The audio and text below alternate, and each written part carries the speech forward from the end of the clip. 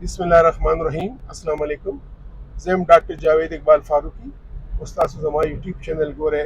health and personal development नाजरीन माता ढेर दोस्तानो दा ख्वाहिश ज़ाहिर कड़ी दी दा मैसेजेस कड़ी दी कि ज़ दी हार्ट अटैक बारे बांदी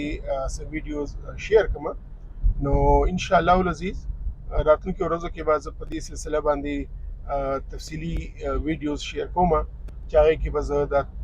पिक्चर्स डायग्राम्स तस्वीरों द स्लाइड्स पर ज़रिया बांदी तास्ता वाज़े कोम कि हार्ट अटैक सदी और दा वली कीगी द दी सस असबाब दी दा कुम कसानो तक कीगी और दी की इलाज सा पकार दे नन बाज़ तास्ता द हार्ट अटैक सिलसिले की यू जनरल यू सो खबरें कोल वाड़मा यू इंट्रोडक्शन कोल वाड़मा कि आगे वीडियोस के ब्यामुंगा सस गुरु सस बाज आगे वीडियोस की मुंग डिस्कस को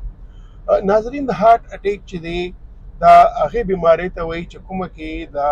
زړه رګونه چې کومو کې د زړه ته پخپله بلډ سپلای کیږي د زړه چې دی دا یو پمپ په مثال دی او د دې چې څه نه جوړ دی هغه مسلز دی هغې ته کارډیک مسلز وایي نو هغې عام کار کولو کې هغې دپاره هم د وینه پکار ده نو که د زړه رګونه چې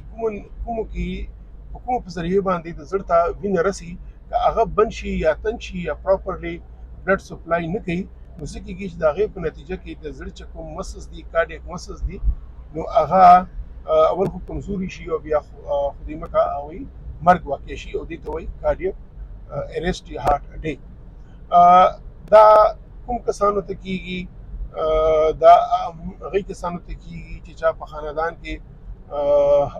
هارټ بیماری وي د زړه بیماری وي یا د زړه بیمارونو څوک وفات شوي وي ښځې سړو او په ښځو کې چې دي سړو ته د هارټ اټیک زیات کېږي هغوی ته هارټ اټیک زیات کېږي چې څوک بېتحاشه سګرټس کوي هغوی ته هارټ اټیک کېږي چې چا بلډ پریشر وي شوګر وي یا په وینه کې کولیسټرول وي او د هغوی یا خو د هغې ورته پته نه وي چې زمونږ بلډ پریشر دی زمونږ کولیسټرول دی یا زمونږ چې دی وینه کې چې دی د کولیسټرول مقدار چې دی خطرناک حد پورې دی نو هغوی ته د هارټ اټیک ریسک وي چې هغوی ته هارټ اټیک کیدی شي یا چا چې د بدن وزن زیات وي چا چې د جسم وزن زیات وي چاله چې موټاپه وي نو هغې ته هم هارټ اټیک کیږي دې نه علاوه هغه کسان چې د چا لایف کې اکټیویټي نه یعنی چې څوک زیاتتر ناستې کار کوي مثلا دکانداران شو مثلا د کمپیوټر والا شو مثلا د آفس کې د کار کولو والا شو څوک چې ګرځي نه څوک چې د جسمانی مشقت نه وي نو هغوی ته د هارټ اټیک چانسز زیات وي په دې باندې هم بیا وروسته ډسکس کوو چې په هارټ اټیک علامات څه دي او څنګه پته لګېدی شي چې دا هارټ اټیک دی عموماً دی کې په سینه باندې یا په دس لاس باندې درد راځي نو دا به موږ ټول ډسکس کوو په راتلونکو په ویډیوز کې خو دا نن تاسو ته ویل غواړم چې خدای مکه که تاسو په خاندان کې چاته هارټ اټیک شوي وي ستاسو وزن څه وایي ستاسو سګرټ ډېر زیات څښئ ستاسو بلډ پریشر وي ستاسو شوګر وي ستاسو وینه کې کولیسټرول زیات وي او خطرناک حد پورې زیات وي نو تاسو ته الله مکه دا یره کېدی شي چې تاسو ته هارټ اټیک وشي نو بهتره دا دی چې ستاسو بیا خپل ډاکټر سره دې سلسله کې ووینئ چې هغه ستاسو معاینه وکړي هغه ستاسو ریسک فیکټرز انالیسس وکړي چې آیا ستاسو ته دا ریسک خو شته نه او که دا ریسک وي نو هغې مطابق تاسو ته هغې هدایت درکړي چې د چا ملګرو وزن څه وایي دا لازمي خبره ده چې هغه به خپل وزن کموي څوک چې سګرټس کوي هغه لازمي ده چې هغه خپل سګرټ پرېږدي